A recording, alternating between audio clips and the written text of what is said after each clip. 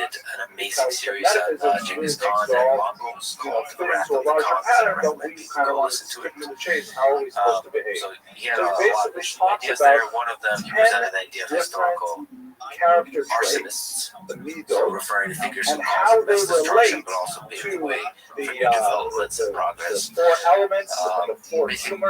this complicated case that destruction often in history paves the way for us. What do you think about this? Trying to figure out how creative destruction certainly works in some aspects of life.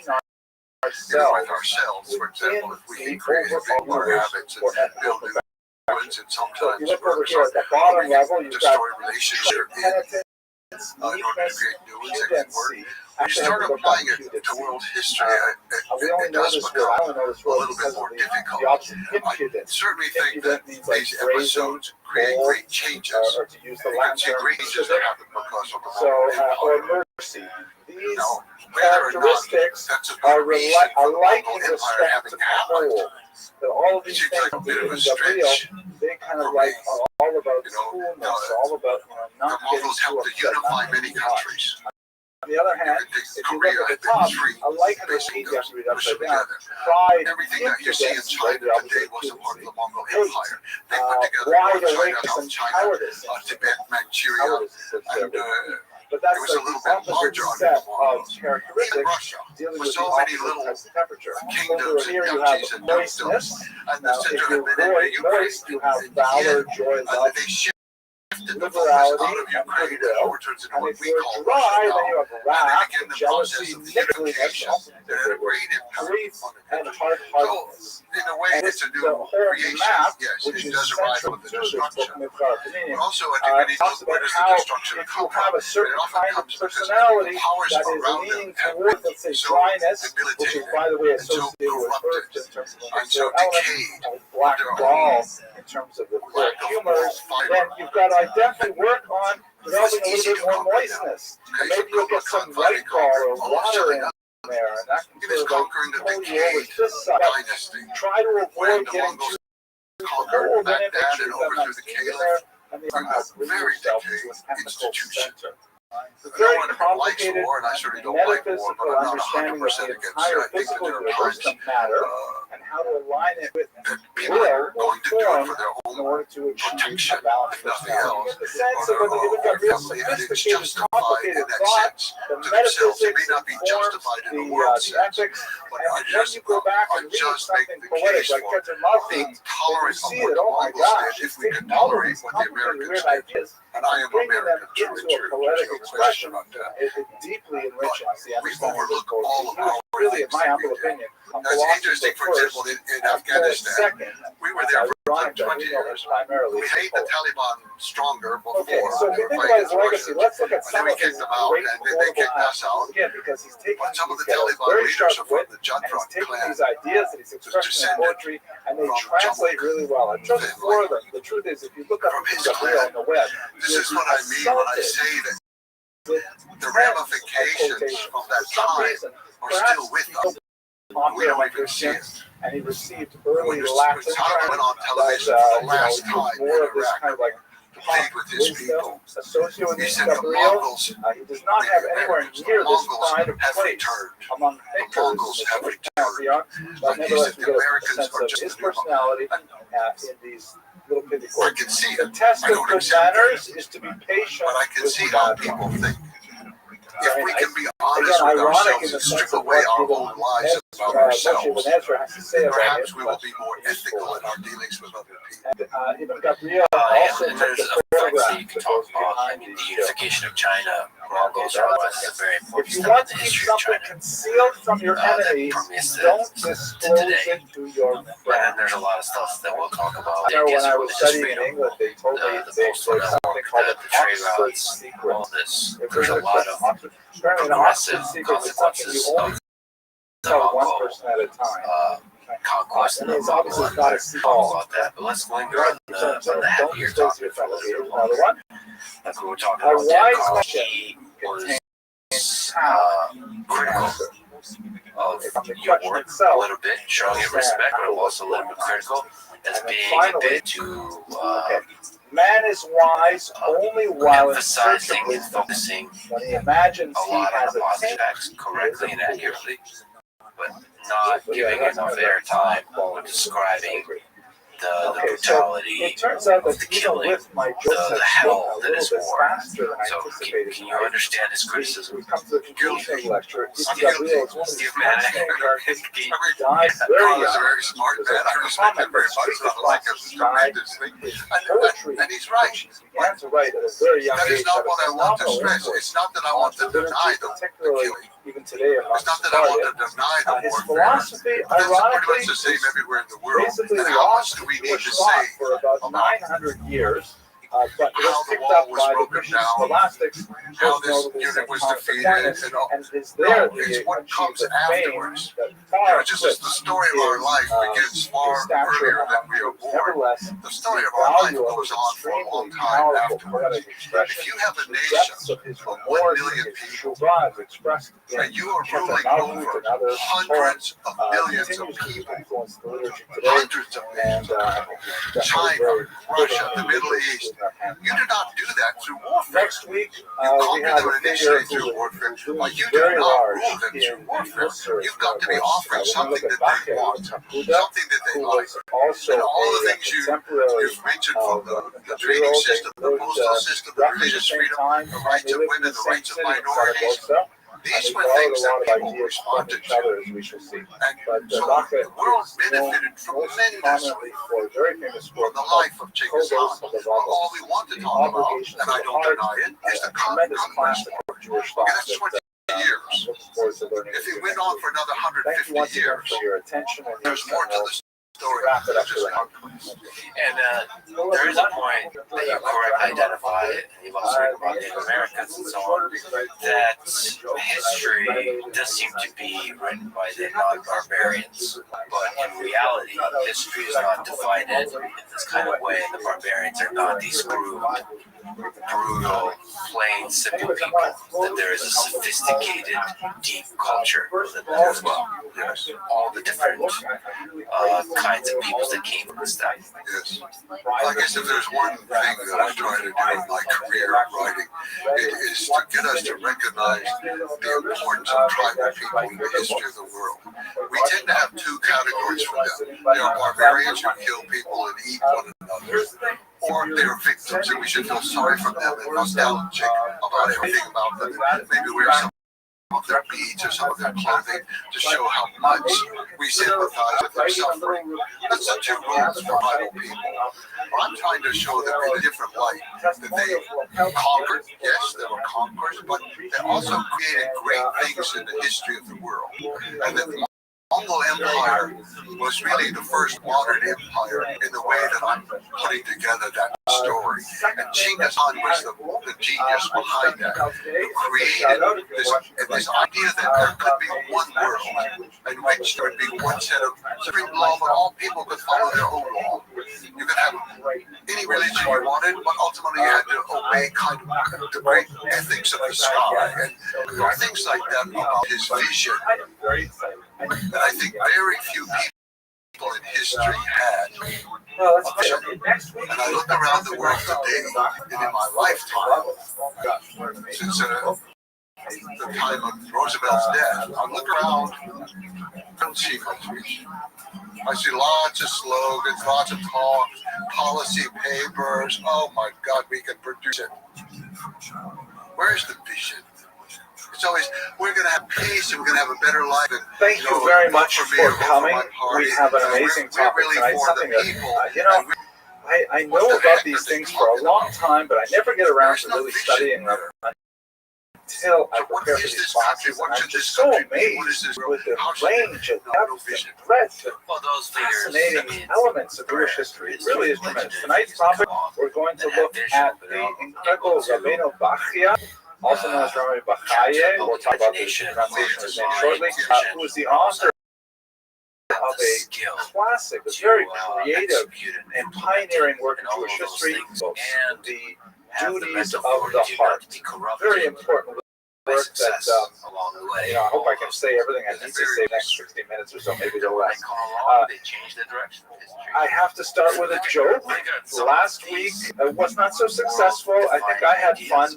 But when I viewed them again, I ended up cutting out so many Ibn Gavir lectures. If you like the jokes, feel privileged because the rest of the internet is not getting them. It's only for you guys. But let's try this one, okay? This is actually a joke that I've told maybe 3 or 4 times, and I never managed to get it right. Although I have to say, it's probably one of my favorite jokes in the whole world. It has a tremendous depth to it. I just don't know why I can't get the punchline right. So it goes like this. You have to understand a little bit of cultural background. This is one of the famous cycle of Chelm jokes. Chelm in Ashkenazi sort of cultural mythology is a town that is filled with fools, and there are all kinds of jokes and stories about Helm Jews that are sometimes uncomplimentary. Sometimes they show a strange kind of subversive wisdom, like the famous joke. This is a bonus joke, not the one I was planning to tell, about the Helm family is sitting around the breakfast table one morning, and the father is getting a piece of bread on the floor, and they look down, and he's shocked. He calls everyone over, his wife and his kids come over, and they look, and it landed butter side up. They don't know what it means. Oh my gosh, I dropped the bread. Look, it landed butter. They had no idea what to do. They didn't know, should they move it, should they touch it? They end up deciding to go talk to the rabbi, because whenever something is deeply troubling like this, you got to go to the rabbi. They went to the rabbi, and the rabbi says, "Are you sure?" "Yes, we all saw it. We brought in witnesses, kosher witnesses not related to each other, the whole thing." He says, "Okay, I have to check the books." So the rabbi goes into the library in his home, and he pulls out all the big tomes of the Talmud, Kabbalah, and things like that. He's looking everywhere for an answer, and everyone's waiting. And meanwhile, the entire shtetl is kind of gathered around the rabbi's house. They've heard this amazing thing, and they don't know, what does it mean? Is it a messianic sign or something? Finally, the rabbi emerges from his study, and he's drenched in sweat. He's obviously exerting himself intellectually to find out the answer, and he says, "I have the answer." And they say, "What is it, Rabbi?" He says, "You buttered the wrong side." And so he made the law. It was a Jewish feeling. Okay, maybe I'll save the other joke until later if I find the best. So tonight's topic is Rabbeinu Bachya. Absolutely amazing topic. It's such a creative and foundational thinker that has received so little treatment in the literature. It's surprising how few lectures, for example, there are on YouTube about this topic. I'm glad to be contributing this one. Okay, so some good and welfare. Just to, before beginning today's, our lecture is sponsored by an anonymous donor who is supporting our students for Refuah Shalema, which is the Hebrew term for complete healing for Mordechai ben Bachya. You should have Refuah Shalema, you should have a complete healing, and we should know more sorrow. Another very quick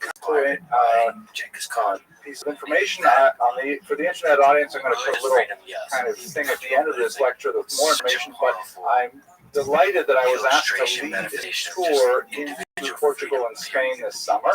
It's a liveaboard tour that's going to go from the shoreline of Portugal into Spain. It has all kinds of road trips on the side, and really, it looks fantastic. It looks so cool. Watch the internet version. You'll see some of the pictures from the trip at the end of it. Also, very important to good and welfare. Next week, I have parent-teacher interviews. So that is a very high priority. I love learning history with all of you, but we got to make sure that I'm there for my parent-teacher interviews. Not because I really want to, because my wife will kill me if I don't show up. No, but it is really important, obviously. So we're going to skip next week. We won't have a lecture here. I may send out something on the internet in advance, so if you're on the mailing list, you'll get a postcard going. But otherwise, there's no class here next week. We'll convene again the week after. And here's one last good and welfare thing. So this is more for the internet than this audience, but I get, I shouldn't do this first one, after I finish davening and things like that. I turn on my YouTube and I look at comments and I try to respond to some of them. And every now and then, maybe about 5% of the comments are really nasty anti-Semitic ones. YouTube does a really good job of immediately deleting the ones that are really offensive, but sometimes they get through and then it kind of ruins my day for about 15 minutes and I forget about it. So this one bothers me a little bit. This one was in last week's lecture. I've wiped out the name. It says, since most Jews in the United States, rather Ginos, I had to look that up, it stands for Jews in name only, and it's based of part of a really bizarre, complicated anti-Semitic myth that today's Ashkenazic Jews are actually descended from the Khazars, who we've talked about in previous lectures. We're not real Jews. We are descended from the Khazars. Are leftists.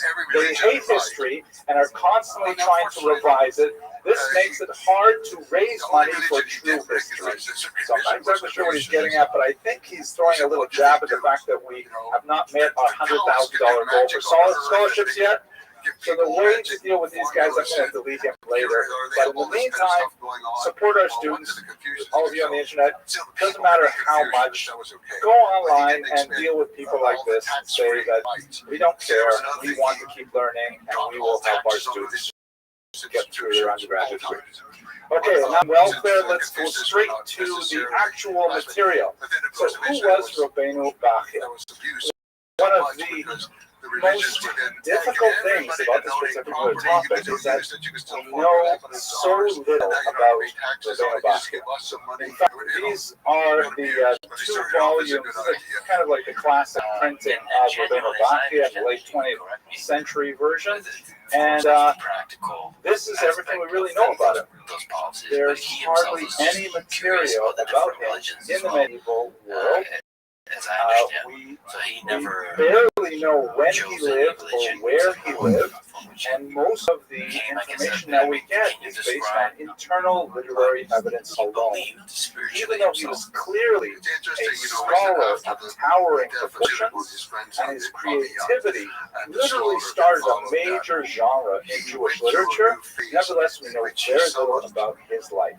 When he was born, when he died, we have a hint, one word, as to what he did for a living. Let's have a look at what we do know, most of which can be expressed on just the title page of this one book. Let's check it out. So this is the Hebrew title page, Torah's Chovas HaLevavos, which is a beautiful title. The word Torah, of course, is used here in the sense of teaching. The word Torah comes from Torah, to instruct. So the teaching of the obligations of the heart. In Hebrew it's plural, but in English it's like hair. It's plural and singular in English. So the obligation of the heart, and what the whole book is about, refers to how, and we'll return to this, so much of Jewish literature is all about the obligation of the limbs. Where do you have to be at a certain time? What do you have to do? Where do you have to go? What do you have to eat? What do you have to not eat? It's all about physicality. It's all about the body. What do you do with your body? That's the mitzvah. But there's very little discussion in a concerted way about what you do with your heart. How are you supposed to focus your heart? That's what we'll be engaged in for most of today's hour. But anyway, that's the title, Teachings of the Duties of the Heart. And then below it is written here, Hebrew B'Lashon Aravit, Harav HaGadol HaChassid, written in Arabic by the great and pious rabbi. The Arabic original is extant, and we have new translations made directly from the Arabic. Although overwhelmingly we have relied on the 12th century Hebrew translation that we'll look at in the next slide. So we know he's a great and pious rabbi. What else do we know? Is our teacher, Rabbeinu. This term, Rabbeinu, is actually a fairly high-level honorific. Very few people in Jewish history received the term Rabbeinu, especially until the modern era. The Hasidic movement, I think, co-opted it such that just about every Hasidic leader becomes a Rabbeinu. But before the 19th century in particular, Rabbeinu was reserved for really unique individuals. Like, for example, right? Moses, our teacher, not too many people at that level. So we know he is an important person. Now, this is the hard part. The name we have transliterated into Hebrew is spelled Beit Chet Yud Yud. In the Kudot, the vowels, of course, are arbitrary, and no one's exactly sure how to pronounce his name. The customary pronunciation is Bachya, but it's not a regular spelling at all. Bachya would be something like Beit Yud Hey, like Bachya. Some people also say Bechaye, which is also not exactly right. This would be a Shva, so it would be like Bechaye, which is kind of weird. No one's exactly sure how to say his name, but we have certain conventions. And we know his surname, son of Yosef. The family name is apparently Pikuda, and he is finally, we know he was a Dayan Sephardi. the Sephardic judge or judge from Spain. Now, how do we know that these encomiums on the title page are true? It's because they're taken from the 12th century translation of Tibon, which is the closest to Rabbi Rothschild that we have. Okay, here's the bottom part of it. It says, translated into the Holy Tongue by Rabbi Yehuda Ibn Tibon. There's some fascinating things Ibn Tibon. It's a fascinating thing. Ibn Tibon was the progenitor of a multi-generation family of translators in Provence, in particular in France, were rendering Sephardic Arabic classics into Hebrew. And this is a period when in the 12th century, when the Almohads come in, and the Al-Andalus period of the golden era begins to wane with Orthodox Muslim persecution of the kind of cosmopolitan environment.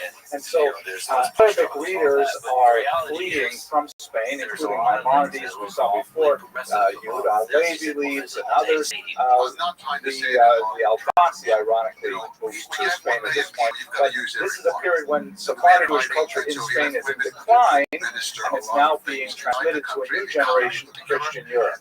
So Ibn Tibon and his children and his grandchildren were all well versed in Arabic, and they rendered almost all of these great classics. The Mora, the Mufim, the Guide for the Perplexed, the Kuzari that we spoke about a few weeks ago, it all came from Ibn Tibon's translation house. This, amazingly, is the very first work of Sephardic Arabic literature that Ibn Tibon chose to render into Hebrew. It's my contention, I haven't read it anywhere else, but it's true. It's my contention that he chose this over Maimonides. Well, actually, Maimonides would be difficult because I don't think he wrote the guide at that point, but he chose him over Yehuda al-Levi, he chose him over so many other authors because Chovat HaLevavot is so unique and original. It was a path-breaking work, and that's why Ibn Tibon chose to start what ended up being a massive translation project with this particular work. And then to make it a little more complicated, it has a modern translation by Pinchas Yehuda Lieberman. So I didn't actually bother taking a typical sample page, but if you can sort of see, when I hold up mine, there's on the top there's a few paragraphs in one Hebrew font. Can you zoom in on this there just for fun? Let's see how close you get. Environmentalist or feminist. I don't know, how does it look? This was a part of it. Can you read it okay? What if I do like this? He said every Anyways, okay. So on the top there's the Hebrew translation of Ibn Tibon. But because Ibn Tibon, as he mentions in his introduction, you know, he wants very much to try and preserve the language of Rabbeinu Bachia as precisely as possible. He renders Arabic terms in Hebrew characters with little comment. And so you have all these obscure philosophic terms that make sense to Arabic readers, but don't make sense to Hebrew readers. It's very difficult. So there's been a tradition of retranslating Ibn Tibon, often by people who don't read Arabic but read Hebrew well, and they render it into an easier Hebrew, which I tended to read much more. It takes a little longer because it takes more words to explain the concepts, but the more modern Hebrew, in this case the 20th century translation, is just a little bit easier to access. There is also a very fine English translation as well. It's been published by Belltime. Another edition that I consulted online, an English edition. But that's the problem with working with a translation, is that method of communication.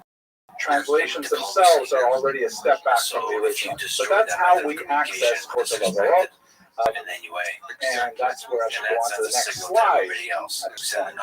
So where did he come from?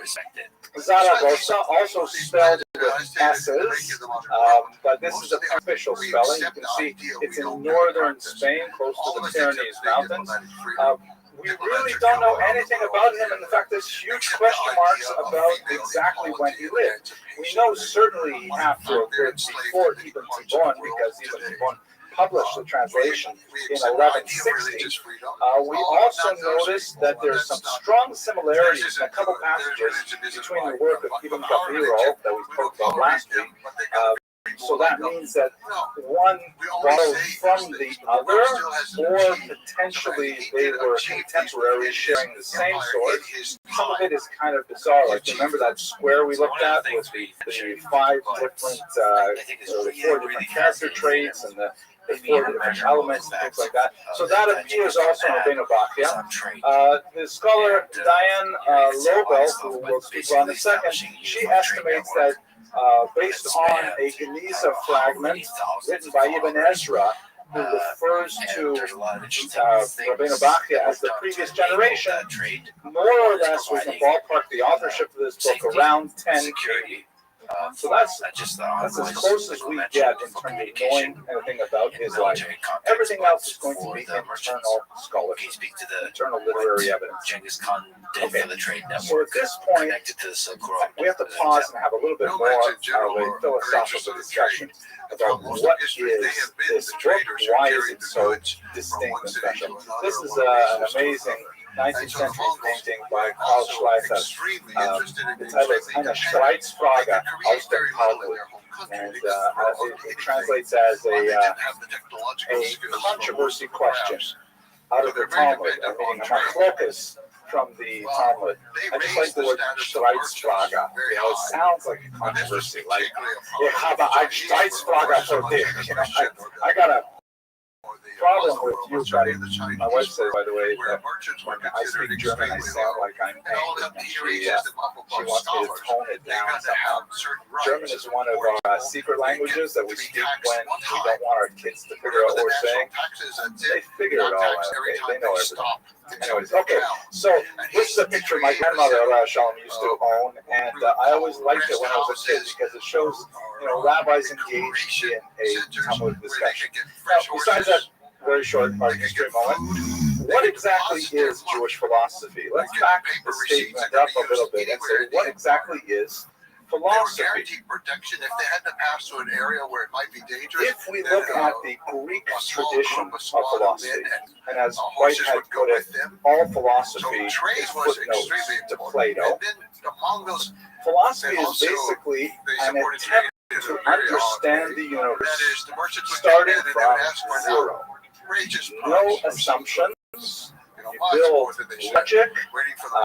From logic, you take premises, develop syllogisms, you have proposals, hypotheses, thesis, antithesis, synthesis, all kinds of different models to try and create an understanding of the fabric of reality. You can break it up into different schools or different disciplines, epistemology, metaphysics, things like that. But ultimately, philosophy begins with the search for wisdom, and that's in fact what the word philosophy means. Sophia in Greek means wisdom. Philo means I love. I love wisdom, philosophy. And what characterizes Western philosophy, drawing from Plato, is the Socratic idea that we know nothing. And in order to know anything, we must start from zero. This is perhaps why undergraduates love it so much, because it's like being in the sandbox and you have nothing created in the act of nothing. On the other hand, is it fair to say that this is a Jewish activity? With some rare exceptions until the modern era, I would say no. Is the term Jewish philosophy, but Jewish philosophy does not start from zero. Jewish thought, we can use that word probably more appropriately, that term. Jewish thought starts from some, what the Germans call Grundlage, like foundation points. There are places where you got to start. You got to start with, for example, Torah Messina, Revelation. You start with, in the beginning, God created the heaven and the earth. There are certain premises which are like axioms that are non-negotiable, and we build from there. What does God want us to do with this universe? What is the practical outcome of our understanding of this universe. That goes into Jewish thought, and we're very good at that. That's why we have such a profoundly deep legal tradition, because we explore the material and real implications of the foundational principles with which we were given. A true story. I heard this from a student who's at a particular law school in the Midwest, and it's near our local yeshiva. And every year in Law 1, there's a whole bunch of boys from the yeshiva who are studying. They're in law school, and they're sitting usually at the back in their white shirts and dark pants and things like that. And the professor, who's a fairly well-known professor, he does the survey class, and the end of the class says, and before everyone's dismissed, I would like all of the young men from the rabbinical seminary to please come down and speak with me privately. So after all the other students file out, and, the 20 or so guys from the yeshiva come down, apparently the professor says to him, listen, you leave me alone, and I'll. So we have a very extensive legal tradition, but it's not per se philosophy the way the Greeks understand it. We have started it. Now, when you get to the modern era, which we're not going to get to today, you will find philosophers who like to start all over, who like to say, I'm going to tear down everything that existed before and try to build it up in a way that's somehow Jewish. But that's not our agenda for today. We're looking at what we might call philosophy in the medieval environment. And that's why I think that Chobos Lavavos is so unusual in our tradition, because it is really the first work that synthesizes disparate material of internal spiritual ethical life in a single study.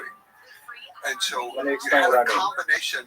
As I mentioned earlier, we have a deeply sophisticated legal tradition, which begins from verses in the Torah.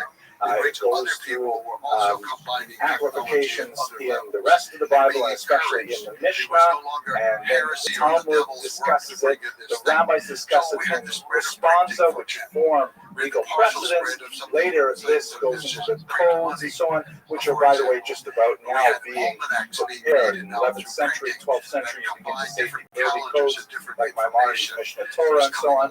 And that's kind of like a Jewish way of thinking about, what's the catalyst, what's the bottom line, how am I supposed to behave given these conditions? But the idea of just, that's not the sole material in the religious tradition, of course.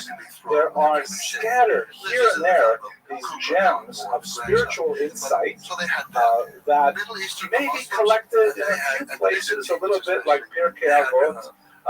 Every now and then you'll see a glimmer of like kind of the internal spiritual life, but it seems to be overwhelmed, just like there are stars in the sky, but they are overwhelmed by the blackness of the expanse between those stars. What Chobos Lavavos did was it said, wait a second, we should think systematically about our internal lives with the same kind of discipline and rigor that we speak about our halachic lives. And that's what Chobos Lavavos is all about. He says, I'm not going to talk about how you shake the lulav or whether or not this chicken is kosher.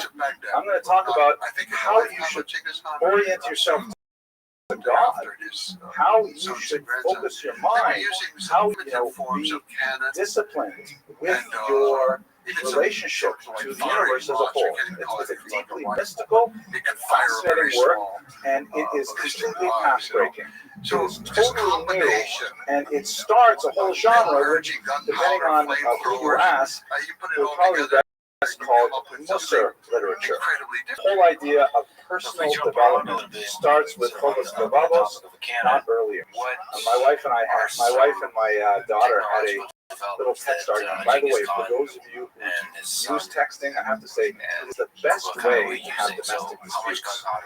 Having an argument over text is great because nobody interrupts you. You have enough time to express yourself properly. You can see the other person typing. I love it. Not that I'm speaking theoretically, of course, because my wife and I only disagree about once every decade or so. But anyways, my daughter, who is a very dedicated Chabadnik here in Crown Heights. She shared a piece of Torah with my wife on WhatsApp, and actually it was a family WhatsApp, and my wife wrote back and said, "Oh, that's a nice piece of Musaf." And my daughter wrote and said, "No, it's a nice piece of Hasidus." Right? But it's just different words for the same kind of thing.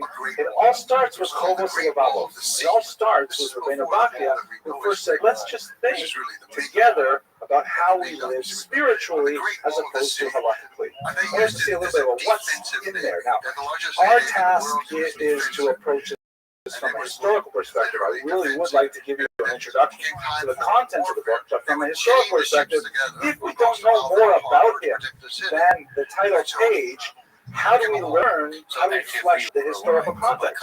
So we've got to do an intellectual biography based on the material in the text itself, which is much harder. This is an older print, obviously, Chovos Halevavos, with the gates metaphor, which was quite symbolic and traditional in Jewish bibliography. Many chapters, including those of Chovos Halevavos, are named after gates. So one of those, obviously, I don't know what I want to say here. Obviously, his source base is overwhelmingly Jewish in nature. He's citing verses from the Torah, passages from the Talmud, the Midrash. He is clearly well versed in all of Tanakh. He's clearly bringing verses from all over the Torah, and that's fairly typical. Of course, we say it's typical because we base it on him. But what's surprising, and this is uniquely Sephardic, is something that has been known for about a century. He used Muslim sources as well, specifically the Sufi mystics, which are a group of fascinating Muslim thinkers that have a lot of ideas that resonate with Jewish values.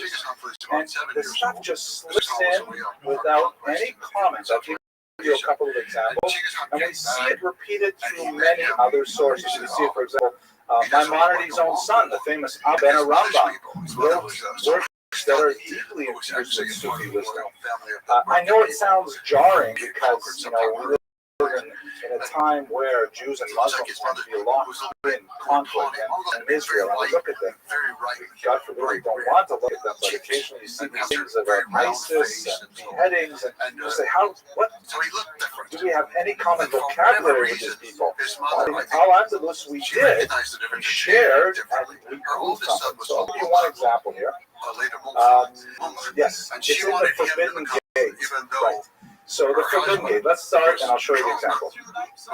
Or let's just jump to the example and I'll come back to the Forbidden Gate. So here we go.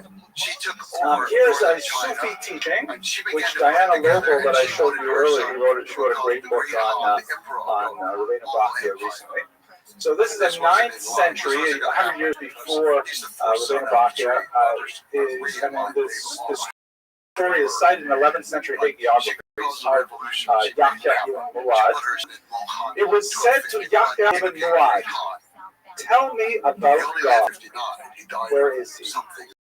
Or what is he? Sorry. And by the way, this word here, Gotu, that's actually a technical Muslim term, and just made that up. That's because I had a typo. Sorry. Tell me about God.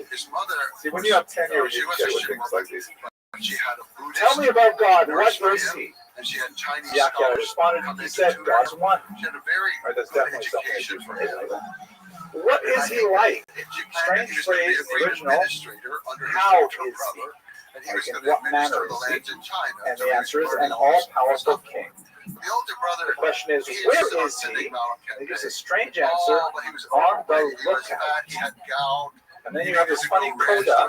It was said, I didn't ask you about that. Yahya said, that is the description of the created. As for the description of the creator, it is what I told you.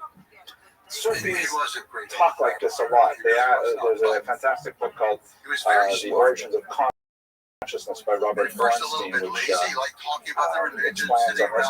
But now let's read from Rabbeinu Bachya, and read the Hebrew and translate. One of the wise was asked about the creator. I have a feeling there's got to be about 30 or 40 passages, stories in here. But one of the whys is asked, an anonymous wise person.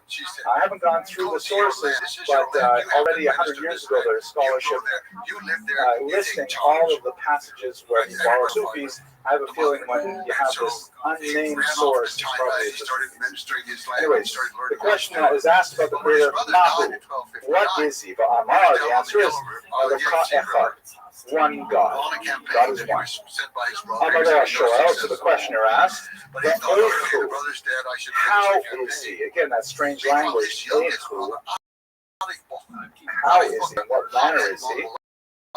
Amaro Melech Gadol, a great king. Pretty straight translation. Amaro Va'anahu. He said to him, where is he? Amaro, here's the Hebrew term, Tzipia. So Tzipia is probably best translated as on the lookout, watching, like at Sofet, right? Har HaTzofim, the mountain of the lookouts. God is on the lookout. Now remember, the question is, where is he? And the answer is what he is doing. Yeah, but it's not the right answer. The question deserves a where answer, right? You know, we're going to be for dinner tonight at home. You know, that's what you say. You don't say we're going to be for dinner tonight Tuesday. It doesn't make sense. It's not circular. But the answer, the deeper answer is, as Diana Lobo explains, you can't ask where God is, but ask that question to misunderstand the basic reality that God is everywhere. You can't say in a particular place. The question itself is absurd. Rather, where is God? Where is what God is doing? And God is looking out for what? Looking out for us. Looking out, waiting for us. On the lookout for us. And as soon as we start to look out for God, then the teaching goes, we are where God is. We join God, not in a place, but in activity. We meet God when we look for God. That's a beautiful idea. And you don't have to take my word for it. Rabbi Rothschild likes it. And then the end of the story is the same as well. He says, Amar lo Ashor, so the questioner says, I didn't ask you that. I didn't ask you what he was doing. I asked you where he was. Amar lo, so the wise one said, Shiotani b'milot ha'ela shmurot alamidot harui v'gavra. B'nivra, sorry. Below al-boire. So you ask me with words that are appropriate for a created being. A created being can be in a place. God, who is not a created being, cannot be in any place that is not his reality.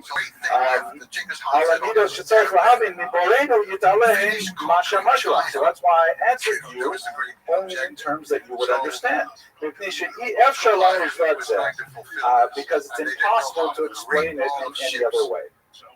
So you see here, this is just one example of the many Sufi passages that Rabbi will bring into his work, which is indicative of a syncretic culture, the values of Andalusian Spain that allow for the communication of Muslims and Jews who are spiritual seekers to share whatever wisdom could effectively cross their otherwise rigid religious boundaries. Fascinating example. Let us just move back a little bit here to talk about the Forbidden Gate in itself. Now, the book is divided into several gates. I'll give you the whole list of contents shortly. The first gate, it's one of these ironic things in the yeshiva world, is taboo and is rarely studied in a formal setting. And in fact, in my edition here, which is a very orthodox kind of edition, I told you that there's a modern translation of the Ibn Tibor. There's no translation of the first chapter. The first chapter is left in the original 12th century version. And moreover, there's about a 30-page introduction, which is a long series of warnings. Don't read this chapter. Don't read this chapter. This is what this rabbi said, don't read this chapter. This is what this other rabbi said, don't read this chapter. So what's so forbidden about it? And of course, especially for someone like my wife, if you say a chapter is forbidden, well, of course, read it. That's the first thing. I remember we once bought. Sorry for sharing this. I'm in a good mood, I guess. We once bought a book on marital happiness. My wife and I have been married 30 years now. We bought a book on marital happiness. It was divided into two halves. The first half was a book for husbands, written by a husband, David Abramov. The second half was a book for wives, written by his wife, Mrs. Abramov, Tehillah Abramov. And so we agreed that I would read the first section, and I read it diligently. I was married a few years time. I wrote the notes and stuff like that myself. And then I gave her the book, and she read. I figured she would read the women's section. And we talked about it. Instead, she read the men's section. She especially read all of the notes. And before reading her section, she had to, query me about why did you write that? Why did you write this? They retreated. Okay, so why is it forbidden? The main reason it's forbidden is because, think about it, if the whole book is the duty of your heart of trying to understand your relationship to God, and we are working in a platonic philosophical vein of starting from zero, what is the very first question you would want to ask? Who is God? What is God? Let's present it. I want to have a relationship with God. Well, who is God? So the first chapter is all about who is God. And that's a very hard question to answer, even with the occasional Sufi thought. In fact, it descends to what scholars tend to call negative theology, because the only way you can effectively define God in a philosophical way is by not. God is not limited. God is not. God is not. If God is infinite, what else can you say about him? There is no positive attribute that you can add to God that does not intrinsically limit him from being other things. So the first chapter, which I have to say I read, I'm over 40 years old, I figured I could get away with it. I didn't understand it. But the first chapter is basically all about who is God. Now, the warnings are well placed. Rabbeinu Bassia asks a lot of philosophical questions that in many yeshivas are simply taboo. You can't ask these questions. Maybe not like in an Aisha Torah kind of place, but if you are raised from childhood with a simple faith, emunah pshuta, and belief in a creator, even opening up these kinds of questions can be very painful and difficult. And all of a sudden you got 5 years of going off the derech trying to figure out. You got to get back to Yiddishkeit. So it's a very difficult thing, and that's why most yeshivas actually do section alone. The opening sections of Maimonides, Yad Chazakah, the Mishnah Torah, the section on Yesodei HaTorah, the whole book, Guide for the Perplexed, all kinds of difficult philosophical books. These are kind of like adored and revered, but not studied. These are formal. You got to study it privately with the rabbi who really knows and so on. That's what the Forbidden Gate is all about. Now, I want to say one other cool thing about Sufism here that I really find. So, how is it possible that such a frum Sephardi Dayan and judges could borrow from the Muslims and incorporate it into Yiddishkeit? As I began to say a little earlier, it's all about that syncretic nature of Andalusian Jewry that was so special. If you think it's so unusual, however, I would like to say that maybe not. Maybe this is actually something about Jewish culture that we still enjoy today. We'll have more to say about this, God willing, about how we transition to Christian Europe. But I would like to draw to your attention a popular song that you may have heard. In fact, if you walked outdoors anytime over the last 6 or 8 months, you probably heard Despacito. Very popular Latin song. The word Despacito, I will not sing it. It means, it's a very catchy tune. It's almost all in Spanish. And Despacito means slowly. And if you're not thinking about the Spanish and not listening to the words, then it sounds like a catchy sort of pop tune. But if you happen to watch the video, which I do not recommend, to follow it from the it's a Latin love song.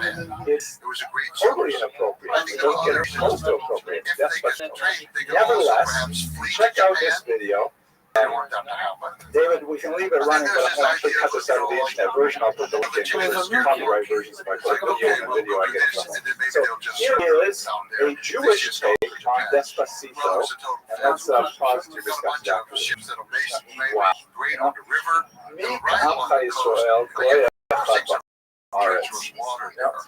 These Jews are so amazing. We take this schmutzig song. It's totally not okay. And I like the word Despacito. We like the tune. And then we just totally transvalue it. We eat the fruit and we throw away the tune. I just think for a second, 100 years from now, you may have, in the back of some library in the digital archive, someone might come across this Latin pop song that they sang in 2016. But then you go to a Jewish day school, and the kids will be singing the Hebrew version of it with these lyrics, and it'll be alive and fresh voice. It'll have like real feels to it. This is what Jewish culture is all about.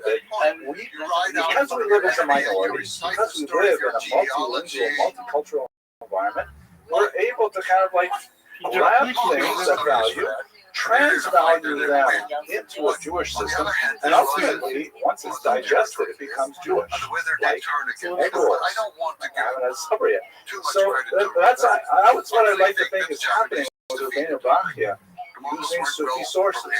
Here's a Sufi teaching of great deep spiritual depth, great value, very profound. And he says, you know what, I can talk and take that. And he brings it into his work, and now it's become a Jewish classic. I don't know Muslim history well enough to wonder how many Muslims are actually studying those Sufi teachings. But if you go, for example, to the shul just down the street here, 2 blocks over, I happen to notice they have 30 copies of Kolos Levavos on the shelf. So Rabbeinu Bachia's work is still being alive and studied just 3 blocks away, across the street in the Baal Shem Tov library, everywhere. That is something about being the eternal people that is incomparable. Okay, let's go on. There's so much to say here. But that was fun. Right. Okay. So the foundation. So these are the gates that he describes in his work. There are 10 of these gates.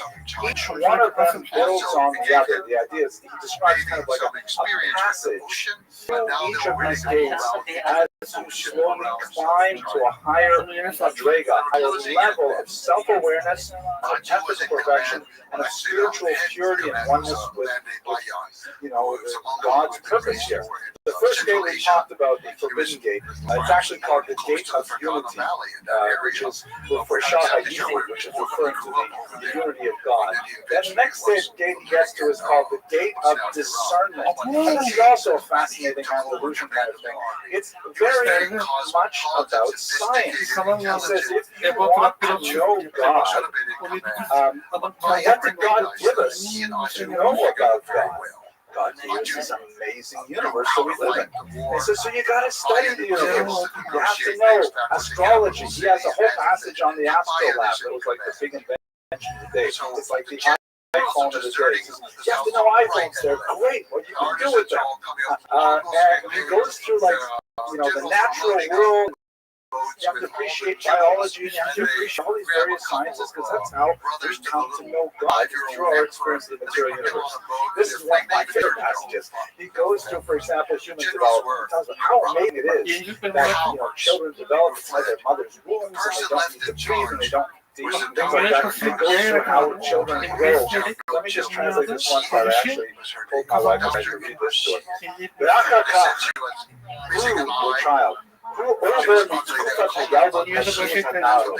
then the child moves from the stage of childishness to being an adolescent.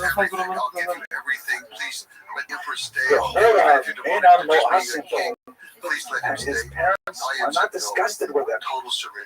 And they don't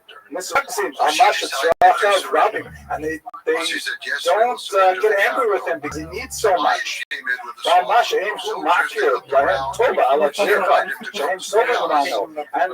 don't get angry that he doesn't recognize how much they've sacrificed for him. They have a feeling that he probably wrote this when he was a parent. You have to come with the emperor. And the fact that they give him everything he needs, and the fact that they protect him from all harm. The fact is, the parents even worry about him more now that he's on adolescent. Until he becomes adult.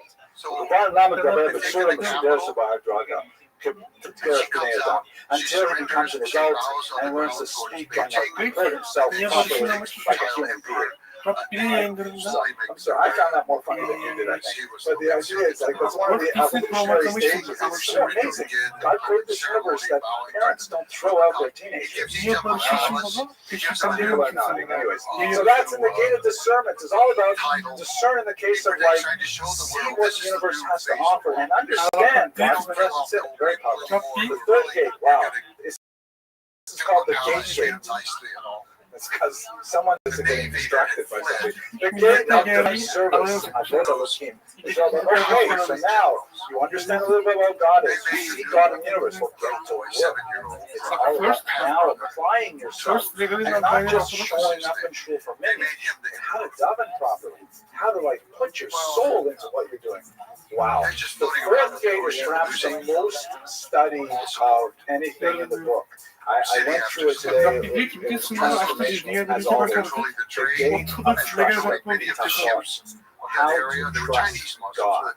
Very, very hard. If we had more time, this is so much I want to read to you. 7 ways in which a person learns to trust God, one after another. You have to trust Him this way, and then you have to trust Him this way. Reading a chapter like that just gives you such a sense of wellness and such a sense of calm and a sense that, the universe is my friend. Because God protects me. Phenomenal class. Gate of unity, purpose, subjugation, repentance, self-analysis, gate of separation, which is referring to the idea that you don't have to have everything. You can, like, live a life that's a little bit more modest. And finally, the ultimate gate of the public, which is also where Maimonides ends his famous book on repentance, is all of God. Much more than we can say in this brief time that we have here. The last part of the book is the only thing that we have in Rabbi Rothschild's own words, because he wrote them in Hebrew. And this is a passage which is called the Rebuke, the Tochacha, very beautiful poetic passage of a few pages in length, in which he speaks to his soul. In the first person, he speaks to his soul and how he needs his soul to, like, focus and be disciplined and realize the huge task that lies before it. And then the last part is the bakasha, which is after taking responsibility in his soul for what he has to do, then he has a long prayer to God. There's a discussion in the 10th chapter in which he says, he exhorts people to read the Tochacha and the bakasha, these two sections, with some regularity after having said cycles of songs and things like that, in order to develop spiritually to the next level.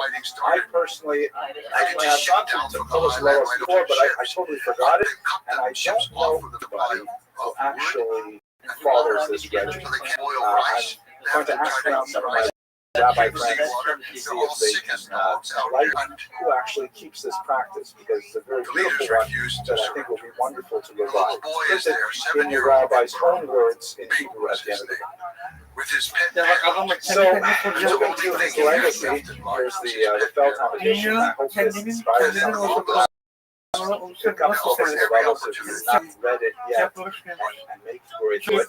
Skip over the first chapter. You don't need to go to the second chapter. But it is a work of phenomenal creativity, and it's quite unique. And it starts off as a living genre in Jewish literature, focusing on self-analysis, self-development, spiritual growth that will really flourish in so many different ways. There are really 4 different schools of Musar that develop from the Kolos Levels. Each is very different, catering to a different kind of personality. Halachic Musar, Maimonides, for example, Kabbalistic Musar with Rivero, we're here on the idea is it all really comes back to focus on others. I feel extremely grateful for having the opportunity to discuss this tremendous book and this great figure with you. And I look forward to learning with you in 2 weeks. We're meeting next week, as I remind you. And I hope you all have a fantastic week. And it ends with this coward killing a child and his pet parrot in order to save the honor that was betrayed by this woman. The men lost the war. The men lost the war. Who's to blame? An old, one-eyed, ugly lady. Well, the bigger picture there probably is become the institutions became corrupt. The army weakened. Politician class have lost skill and competence at ruling and all that kind of stuff. Well, that is true enough. And the Chinese summarized that with losing the mandate. I mean, everybody has their perspective. Maybe if the way you told the story has a very kind of objective way of revealing the absurdity and the cowardice of it. But there's probably the Chinese perspective that they tell the story. Like made them honor to the last moment. Very often, scholars depict Ibrahim as a traitor to the country. And I say, no, that boy lived on for 45 years. And so, she did not betray the country. She protected Ibrahim as she was supposed to protect. It was the man who killed the child and killed young men. So what was the lasting impact of unified China? First of all, he had unified China in the largest sense of the word, with Korea, Tibet, Syria, Mongolia, part of Central Asia. He had unified them, but he did so at the expense of his empire. They didn't recognize him as the great emperor. There was great opposition from the Golden Horde of Russia, and also from the Central Asian, which is called Chagatai, descendants of Sagade, the second son of Chagatai Empire, and then the Ilkhanate of Persia. These are the different fracturings of and only the Ilkhanate are still loyal to him. They're so far away. But now he has a name. But this is, I mean, even the 4 pieces, the whole thing is gigantic. Even the pieces are gigantic. So, I mean, it's very hard to keep an empire of this size together. When he had China, it was unified under him. And then he sailed the first expedition to sail directly to Persia. And he betrayed all different merchant ships. He organized an army to send them a queen, Priest to become queen. And the Ilkhanate to marry the Ilkhan of Persia. It's Persia, and Azerbaijan, and Armenia, and Iraq, and Syria, all of that area. So he said organize this, and so how Marco Polo was ready to go home because they knew Cook was about to die. And they wanted to get the riches out before they didn't know what was going to happen. This is a new dynasty. They've been in total control of China for 1 generation, and they didn't know what was going to happen. And also, just before that, there had been a bad time because Kublai Khan had tried to invade Japan a second time, and he had failed a second time. And the second time, I think again he had a practical purpose, and that was he had this whole huge Song army that now he's the new enlightened Mongol who does some slaughter. So he's got what's he going to do? They're not reliable, they're not safe. So he sends a bunch of them up into the Amur River, of what's now the Russian Far East, or we call Siberia English, but the Russian Far East, Amur River. He sent expeditions up into Tibet, exploring options up there, but there wasn't enough agricultural area for huge military colony. Most of his ships were loaded with former prisoners of war from the Song dynasty, and they were not armed. they had homes and it was on farming. He wanted to create, obviously, an agricultural, military agricultural fund in Japan to help feed northern China. That was very important, just as they were doing with the Amur River, but it was more complicated. So, again, they lost. They didn't have it, and part of the reason is the expedition was a mess. They organized it in the Mongol principles of left-wing, right-wing. Inexorable qualities Just didn't work itself. Of the expulsion. The left wing is from the Korean ships built up there. The right wing is from southern China, mostly. The ships built up there. They're not the same. They have a head, but there's no center point. Genghis Khan always had the goal, the center. Let me start with a joke, and I will tell you that I have tried to tell this joke no, he says the two public now. Without clearance. They're arguing with each other, not cooperating, not helping each other, sabotaging each other. They get there, and once again, they have the same problems, even though they come with lots of grenades this time. Again, the grenades are exploding. They're scaring the horses. You know, it's impressive, and the silk screens are made later showing these impressive battles. You know, and again, a typhoon happened to be the final destruction of the Navy. But I think it's Japan had defeated the Mongols. The Japanese deserve credit for that. Tuzak soru gibi hissettiren bir soru var mı? One night he's going to this Jewish man's barn. Already, the Japanese had developed good strategies while the Mongols had been away. They knew how the Mongols fought, and they knew that at night they could fire flaming arrows, and ships set them on fire, and they were doing great damage. Again, Kublai lost invasion of Japan.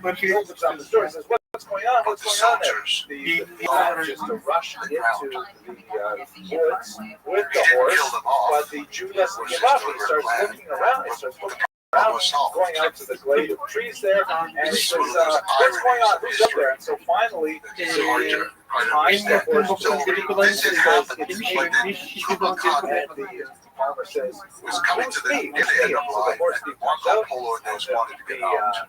The farmer ready to go, and Kublai Khan allowed them to sail this expedition with I was on the spot. And so they went, and then began a whole system of trade back and forth. Kublai Khan died soon after that. His grandson, who's not so well respected in history, because he's also sent to work to kill honest Jews like you and to pay off my debt. He was a drunk, but he was young.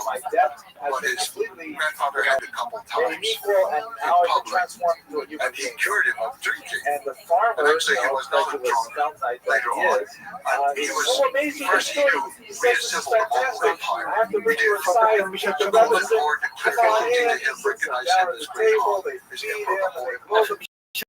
The Chagatai of Central Asia, they declared loyalty to him. The Ilkhanate was already loyal to him. They all declared loyalty. He had resettled the empire, and he had the greatest navy in the world, and he sent out envoys to every place they had time or traded with. That era is over. We're no longer attacking anybody. We're changing from conquest to commerce. We want to trade with you. Come to China, bring your goods, we're going to trade with you. He instituted it was short, unfortunately it didn't last forever. I wish it could have. But it was a great era of exchange of all kinds of things going back and forth, all the way, actually all the way to Africa, because from Hormuz, they had connection to Somaliland, and some people say Kenya already at that time. Very wide, very wide. So technically, he ruled over the largest side ever had. With all the actually Golden Horde, thank you, Mr. Scrub, for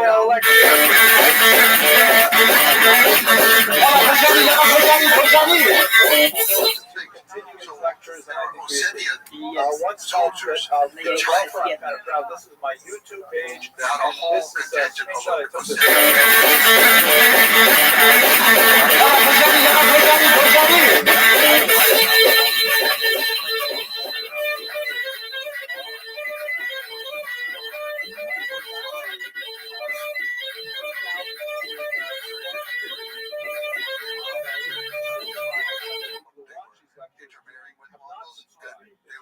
lurk on the outside, and that's great.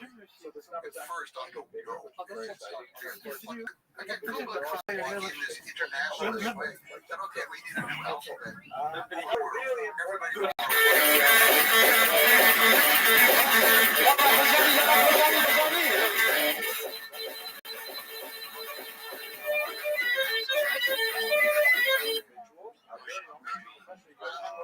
Briefly mention Marco Polo. Talking about he's this famous explorer and traverse the continent, the so-called Kansas State with Kublai for a while. I guess was one of the primary documenters of anything that's been going on. Is there something else interesting to say about his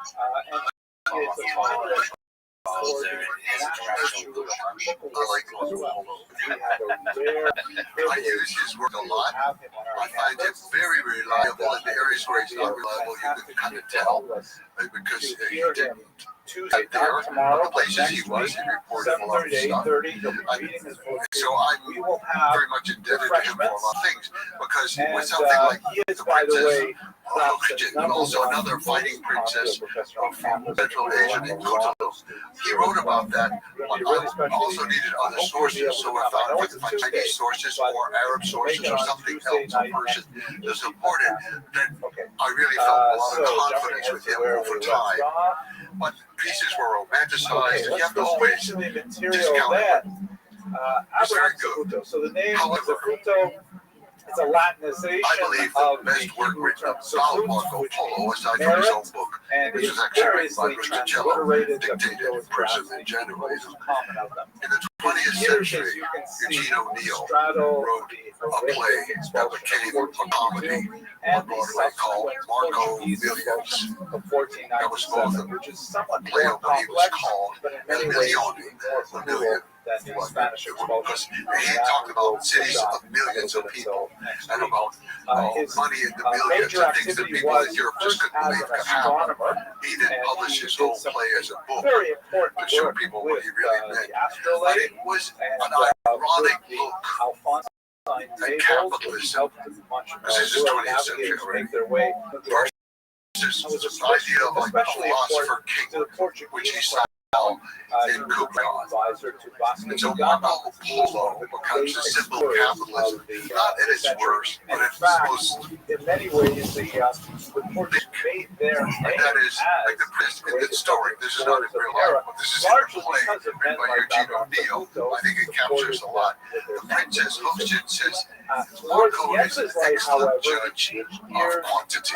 In a very dramatic fashion. There are things like that. Almost completely. And then in the play, Bayard, the great general, things Jewish. And he talks with Kublai Khan, and he says, look, these people are dangerous for the rest. We should go conquer them now while we can. Kublai Khan tells Bayard, again in the play, this is fiction, he tells Bayard, they are not worth conquering. And if we conquer them, we will become like them. And he said, Marco Polo has been in our land. He has seen everything. He has learned nothing. He has seen everything. He understands secular activities and in their Jewish. For me, this was such an important moment in the history, symbolically, with Marco Polo and Kublai Khan, the coming together of two worlds.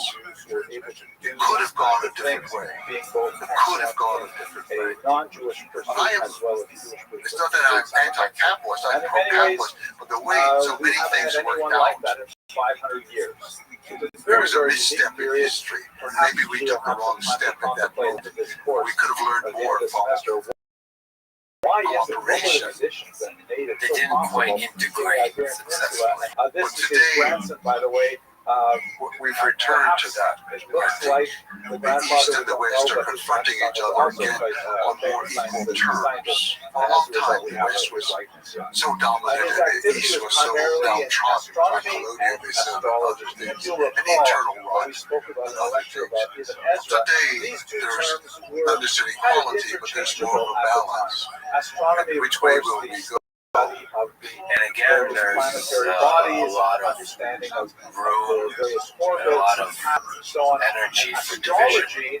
or A little bit more misunderstanding on the woo-woo side of science, where you versus look at integration. the Like impact of the those East planetary is bodies demonized on in the human West. life.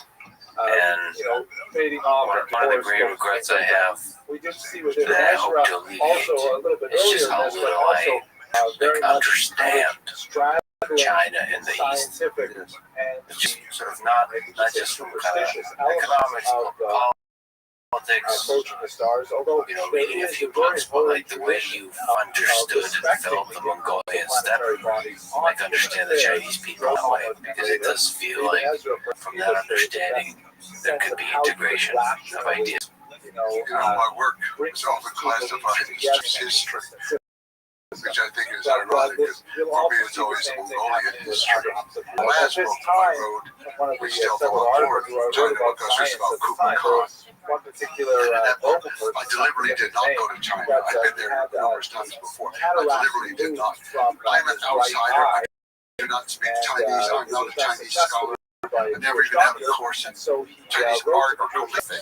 And I want to be very clear, mine is an outside perspective. But I think it's possible as an outsider to still have respect for that culture, even if I disagree that they point this one as a hero and that one as the villain. I disagree, and they'll say, "Oh, I'm wrong. I don't understand their history." And they're probably right. It's quite possible.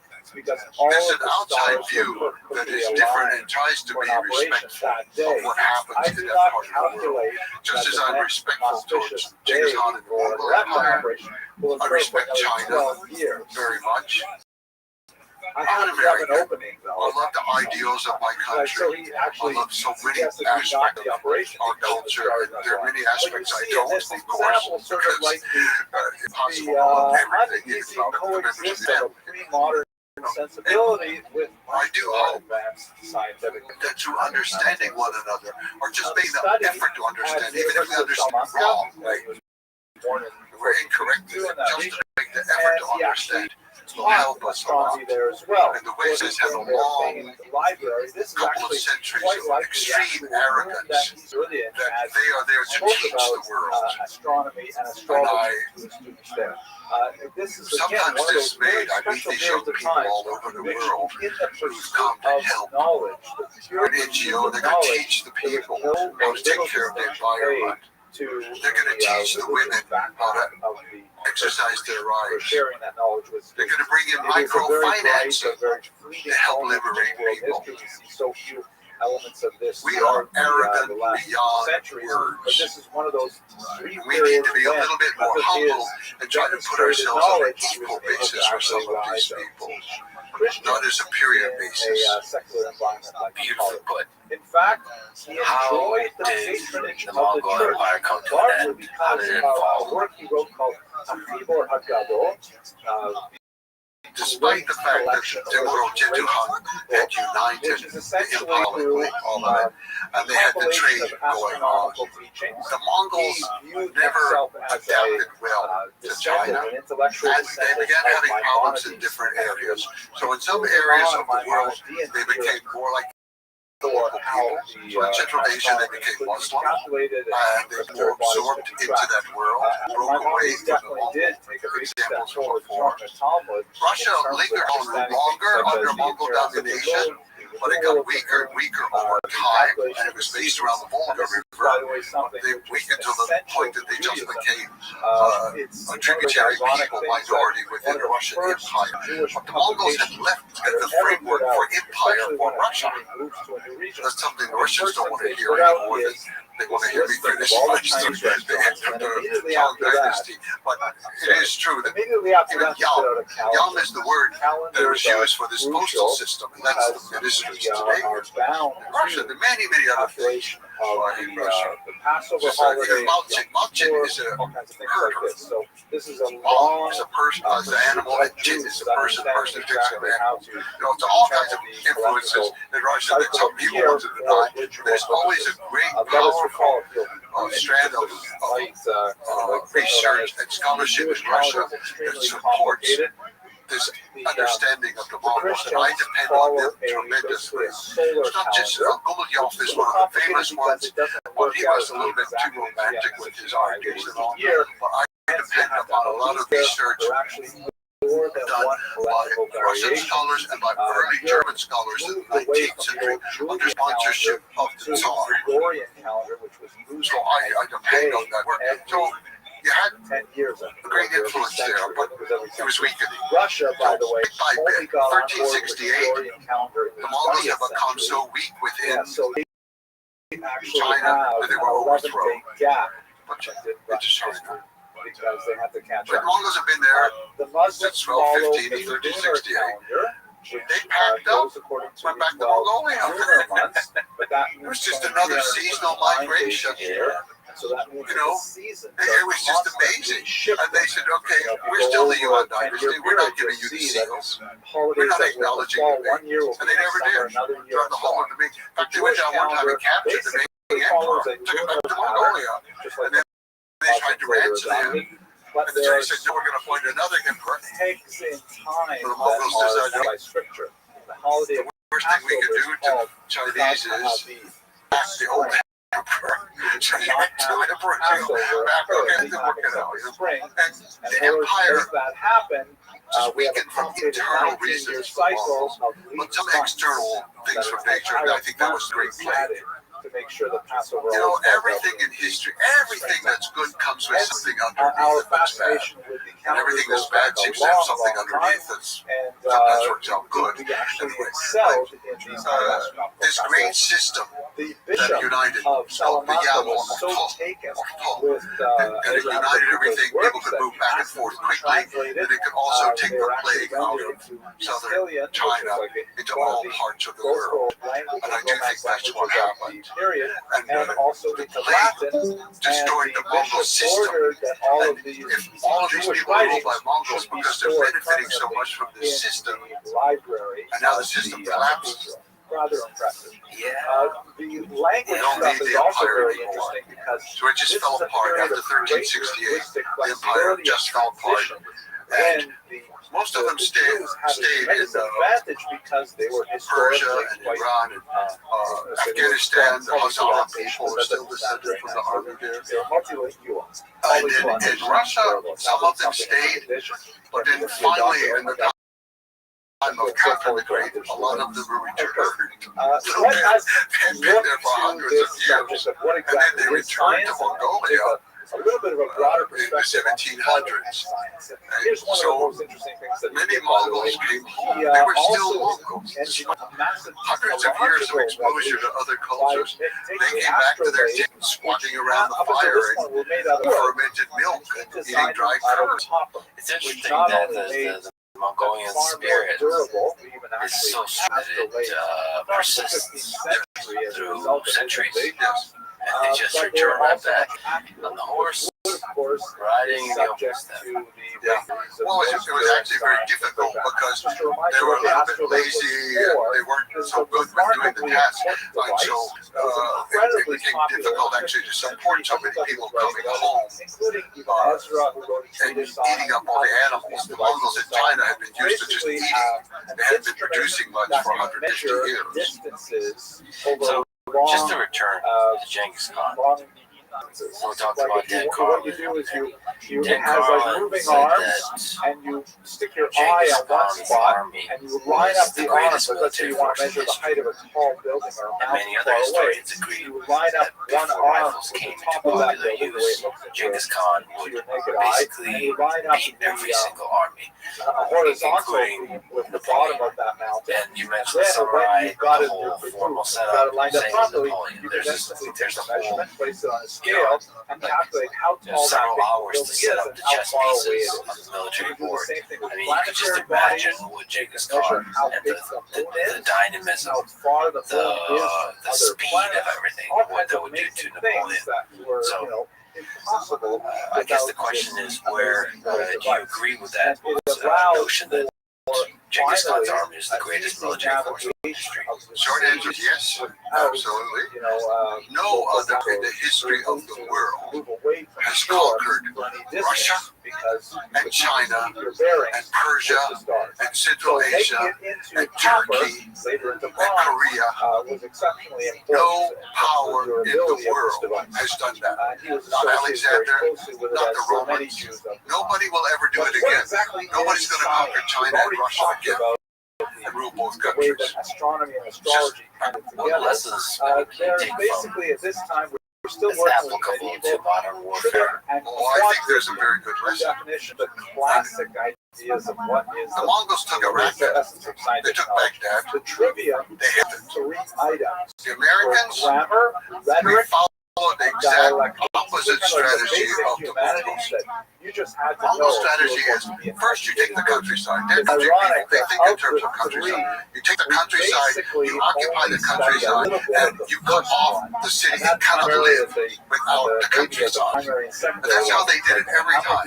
They would come in, as I say, in some cases, two years in advance to clear people out so they would have room for their horses and have pasture for their horses and all. And you take the small towns and then the small cities, and then the last one is the big city. Americans, they said, no, we're going to take Baghdad, we're going to bomb Baghdad, we're going to have the shock and awe, we're going to go in, we'll conquer the country from Baghdad. So they go in, they get trapped in their little tiny green zone. They never conquer Iraq. And dialectics, which is The basically strongest army in the logic. world. You know, this is something that worked in Europe. World War II, yes, we bombed the cities, and we took the city because that was the city, the center of production for the modern era. But the countryside is the place that produces the food. The Mongols were very aware of that, and supplies the water. You cut off the water from the city, you cut off the food from the city. What's the city going to do? They're going to surrender. The Americans were applying something that worked in Western Europe to conquer Germany. It did not work to conquer Iraq, or Vietnam, or even Northern Korea, or Cambodia, or Laos, or Syria. Or God knows, it worked only in Grenada. I think that's the only, in my lifetime, that's the only successful war we had. Lasted a couple of hours, we went in, conquered the little tiny idea island. of wisdom. Otherwise, we've been chased out of every country, we've lost it. Tail between our legs. We dropped more bombs on Cambodia than we dropped on Germany.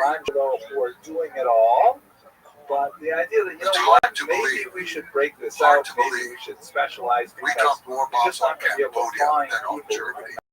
We did nothing. Because Germany, you destroy the cities, the people surrender.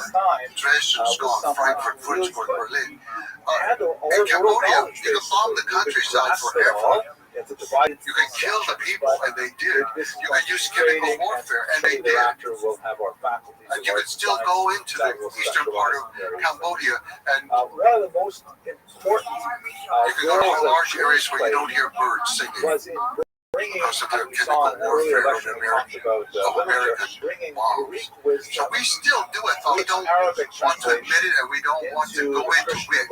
In World War II, the Americans did have unconditional surrender. Well, I mean, you can support the war, not support the war. We did it right, we did it wrong. These are all issues that people can argue.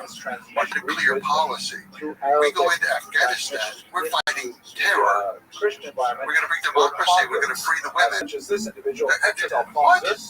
That's absolute sheer insanity that we did. And we killed people. Not only did we use chemical warfare and kill a lot of people in Vietnam and Laos and Cambodia, we killed American soldiers. We killed American soldiers, and my father was one. He died from Agent Orange disease. Oh, but that doesn't count. He didn't die on the battlefield, and we didn't mean to kill him. It doesn't count. Modern warfare is brutal. And we just paper over it sometimes. Can you explain Agent Orange? It was designed to kill all vegetation. This is going to be a humane way. We're going to kill all the vegetation, and that way they can stop moving the army through the jungle, and they can stop the supplies from coming. That was American strategy. Henry Kissinger, Nobel Prize winner, he is now resting in hell. This is exactly where he belongs. For what he did to Vietnam, Laos, and Cambodia. bombing was just absolutely horrific. So Agent Arch comes in, they defoliate it, which means they wiped out the crops, so people are starving. Later in the case of Cambodia, starving. The animals are being killed, and deformed children are being born to this day. And American soldiers die by the thousands. Not immediately, not on the battlefield, not right there. They go home, they have the disease, they linger, they take the whole family down with them in an emotional trauma of becoming slowly paralyzed and dying. Anyways, this is like we did that to our own people. So yeah, warfare. I don't think we're any more humane with it, any better today than the past. It's just we hide parts of it more easily and deny it more easily. If you're killed by a Mongol, it's very clear you're killed by friendly fire in American war. It seems that what people mean when they say that or so, in some deep sense, everybody loses no matter the narrative you put on top of it. Yes. When you have real people like even Ezra come into the I'm not a pacifist again, but I think war is acceptable in some situations. But there is the nevertheless more always a controlled it is, market the better. for Jews to sort of jump over the wall. My effort is not to do away with all the things that happen under Genghis Khan, brutality and all of that. It's the measure against what goes on today in the world today. And we have different images. There are two images of Genghis Khan. One is our image. He's a barbarian on horseback killing people, raping women all the time. The other image is Mongolian image. And when they finally built an official statue of him in this century for the 800th anniversary of his founding of Mongolia, and to think about how to present him to the world and to themselves. And they chose the Lincoln Memorial as the model. He was the late great lawgiver of the Mongol nation. So he's seated there in front of the Mongolian parliament. There's another statue that's better known, but it was a private enterprise that created him on horseback, but not with a weapon, but he's on horseback out in the countryside. But the official one from the government is Genghis Khan seated on Abraham Lincoln. And they issued stamps to show that he is the great lawgiver. The truth is somewhere in between. Depending on where you are and how you want to see it, you know. Yeah. There are many things that happen that were terrible and horrible. And for people who lose a war, it's going to always be terrible and horrible. Let's return back to Genghis Khan's life and the end of it. How and where did he die? After conquering the Khwarezm Empire in Central Asia, Genghis Khan returned, and then they had a great, what they call Nadam, a great celebration that went on for a whole summer, just about it. They had so much wealth to distribute to everybody, and everybody used to be given all kinds of things, you know, for what they had done, including the people who helped save him when he was in the cave in the ox yoke. They were rewarded with everybody was rewarded. It was a great time. But the first place he had attacked that was high was the Tangut nation. And they had sworn allegiance to him, and then when he went off to the Middle East, they refused to send troops. He didn't forget that. He's going back to the Tangut nation, and he's going to conquer them again. As he was crossing the Gobi, which takes a while, and you crossing the Gobi, he was distracted a little bit by hunting the hulan, which is the wild, we say the wild ass, or I used to say wild horse, it sounds a little better. The hulan, to say hulan, on the Gobi, he was out hunting hulan, he fell from his horse. And he injured his leg very badly. And he seemed to decline from that point. And it took some number of months before August of 1227. It was very much near the end of life. You can read online the exact date. It's all very specific, but the truth is we don't know exactly which day he died at the time. Because one of his wives was running the camp. They were keeping it secret until the defeat of the Tangut